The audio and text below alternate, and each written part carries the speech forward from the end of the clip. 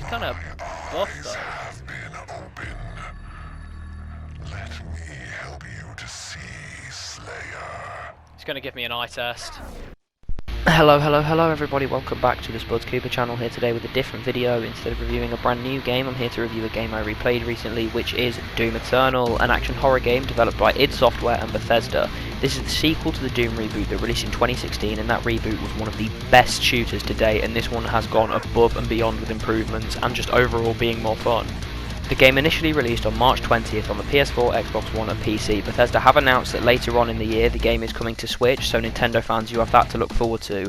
It launched to overwhelmingly positive reviews, which were well deserved as this is one of the best games of the year. Similar to my previous videos, I'll be going over gameplay, graphics, narrative, and in the end give my final thoughts. So without further ado, let's get started.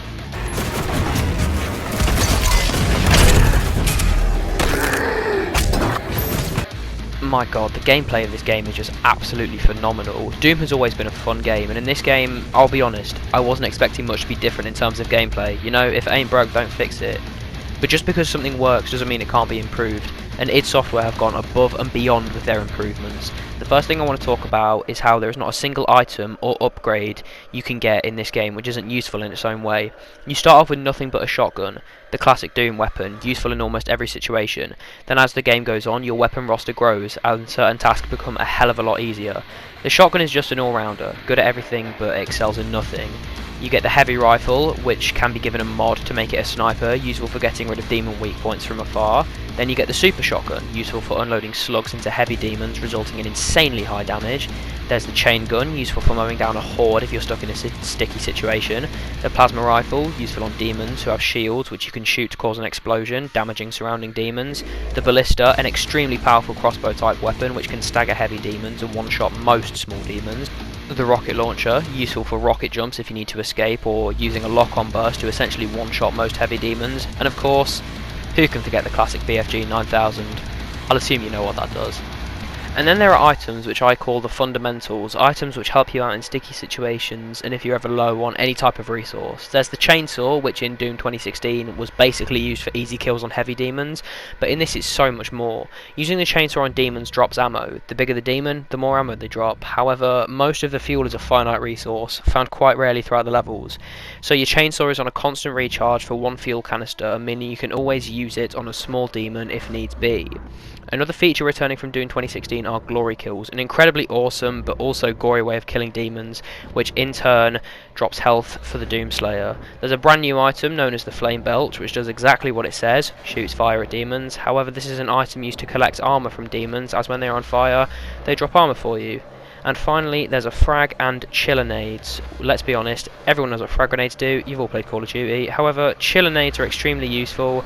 Fire into a large group and bang, they're all frozen. Useful for either getting out of a fight or getting in one, whichever seems more appropriate at the time. Partway through the game, you also require a dash, which can help you in many combat situations to either move around quickly away from enemies or quickly make your way into a situation to get a quick glory kill or a quick chainsaw kill. There is also a brand new ability called Blood Punch. Make 2 glory kills and you will generate your Blood Punch, which is an extremely powerful melee attack which delivers a shockwave in a radius, which can kill many small demons and weaken heavy ones. There are collectibles around the map which can help upgrade the Doom Slayer. Pray to suit points, runes and sentinel crystals. Suit points upgrade the Doom Slayer's suit, as you can tell by the name. Only minor things such as making a chillinade blast larger or making your dash refill quicker. Nothing too fancy. Runes are incredibly useful, essentially superpowers for the Doom Slayer. There are 9 runes in total, however you can only equip 3. The 3 I used allow me to slow down time if I aim in mid-air, slow down time if I'm one hit away from death, and make me able to generate 2 blood punches at once. Sentinel crystals grant upgrades to your health, armor or ammo, simply allowing you to carry more of each. Around the map you can also find little robots that carry briefcases. In the briefcases are weapon modifications. Each weapon has 2 modifications with the exception of the super shotgun and the BFG. You can choose whichever you would like to suit your playstyle. For example, the base shotgun has either a sticky bomb or a full auto mode. My playstyle suited the sticky bomb, so for most of the game I stuck with that. Between levels, you can also visit the aptly named Fortress of Doom, the Doomslayer's home whilst a demonic invasion of Earth takes place. Now this place is so goddamn cool. You can explore and find so much. Around the levels, you can find sentinel batteries, collectibles which help you access different areas of the fortress, mainly opening just little rooms to acquire suit points or weapon mods or sentinel crystals. And the sheer amount of Easter eggs in this place is just so cool. You can also find the Doomslayer's room, where you can access a model viewer and a PC, and on this PC you can play the original 2 Doom games, which is such a needless little detail, but it's so cool nonetheless. You can also access a little battle arena known as the Rippatorium. This is purely used for getting used to fighting certain types of demons, however I never used it. Exact same as my last videos, I'm just going to be doing a little graphic showcase, but as there is no photo mode in this game, I did the next best thing. I've put together a pretty okay montage of glory kills, some of my favourite ones, the mix of glory kills and chainsaw kills. So, enjoy.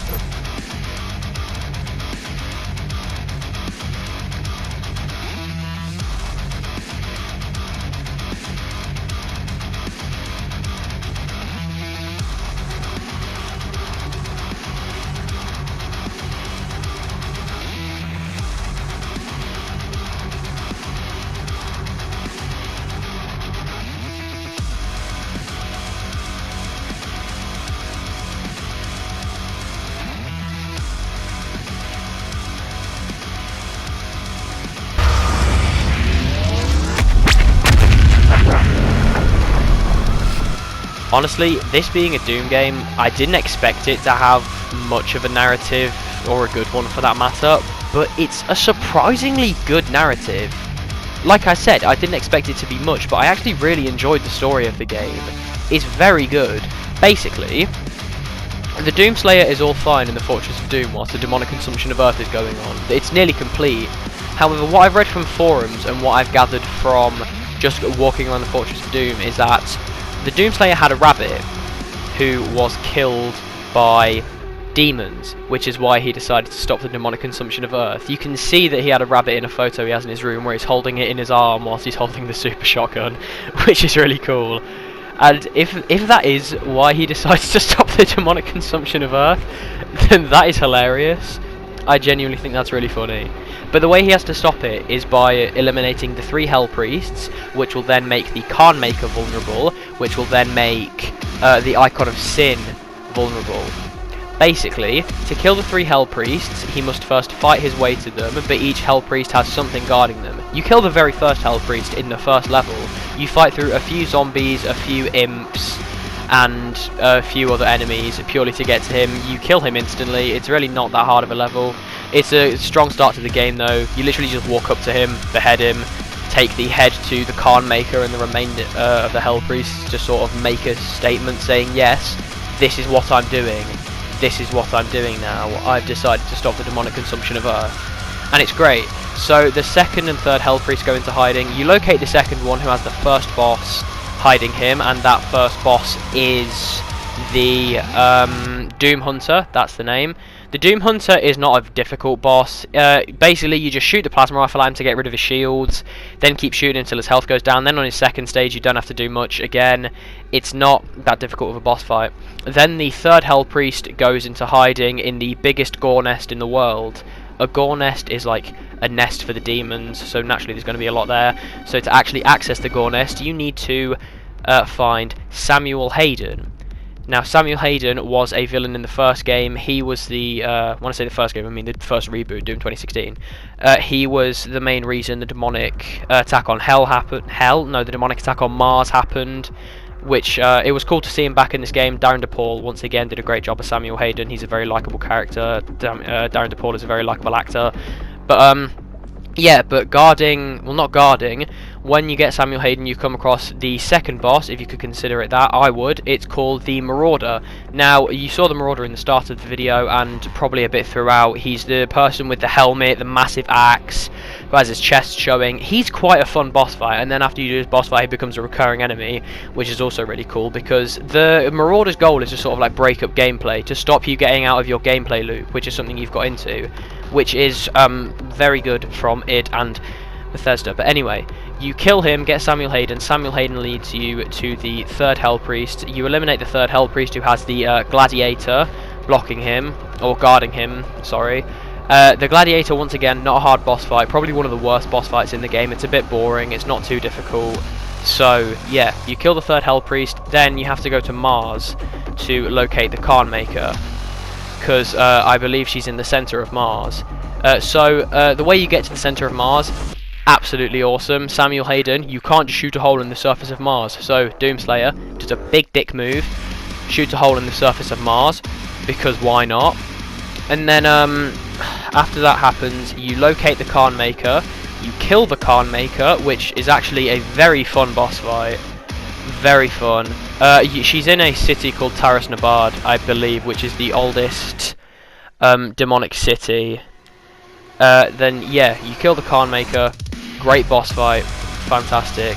I would play it again. It's a very difficult boss fight, but it's one of the best in the game. Then finally, killing the Khan Maker releases the Icon of Sin on the Earth, and if the Icon of Sin completes its goal, the demonic consumption of Earth is complete. So, naturally, the Doomslayer has to kill him. Now, the Icon of Sin boss fight, not great. I'll be honest, I did not like it. Basically, he has 8 body parts. You have to shoot his upper arms, his forearms, 2 parts of his chest. No. Yeah, 2 parts of his chest, his head. That's 7. I remember there being 8. But yeah, you have to do that once, then he goes away, then you have to do it again. So basically, the Icon of Sin boss fight is you just doing the same thing twice, and I didn't like it. But the Doomslayer kills the Icon of Sin and stops the demonic consumption of Earth. And that there is where the narrative ends until the DLC, which releases in a few days' time, if I'm right. So I will get onto that in a second.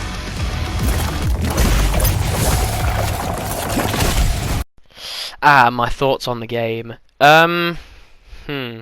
Well, first I'll just start talking about... Well, the game is split into 4 quarters. The first quarter is killing the first 2 Hell Priests, I would say. The second quarter is killing the third. The third quarter is locating the Khan Maker. And then the fourth quarter is killing the Khan Maker and the Icon of Sin. Now, unfortunately, I'm going to have to admit that in the final quarter of the game, it kind of crumbles a bit. I feel like the game lasts for a little bit too long. Whilst it is very fun, eventually the exact same combat loop gets a little bit repetitive. Like, I still enjoyed it, but I was just left wanting something a bit different from the combat, which, obviously, like, it's a Doom game. What can you really expect, except gratuitous violence? And that is all I really expected, but I just wish there was something a little bit more. But like I said, I think the Marauder, as an enemy, as an enemy, I think he's probably the best enemy in the game because of how much he breaks up the gameplay loop that you get yourself into. He's not meant to be an easy enemy to kill, which is why I think they put him into some quite difficult combat encounters. So, yes, he is good for breaking up the gameplay, but like I was saying, I think in the final quarter the game crumbles. As much as I like the Khan Maker boss fight, I do not like the Icon of Sin boss fight, and I don't really like any of the story between locating the Khan Maker and killing the Icon of Sin. But other than that, I have to say this is one of the best games of 2020. I would give this game an 8 out of 10... No, 7. 7 out of 10. I would give this game a 7 out of 10. Like I said, one of the best games of 2020, but does kind of crumble in its final quarter.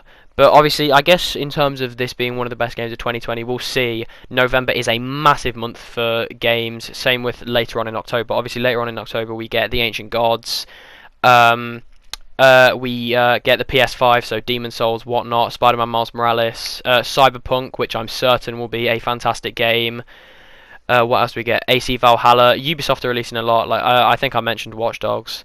But yeah, I think whilst at the start this was one of the better games of 2020, towards the end it might crumble beneath some other absolute titans that are releasing in the later months just in time for the holiday season. But anyway, here's to hoping they're going to be good. Now, I did mention the DLC a couple minutes earlier and just a few seconds earlier in that little speech there. The DLC comes out October 20th, which is next week as of release of this, and I will be getting the DLC. I will be reviewing it, so expect that within the coming weeks.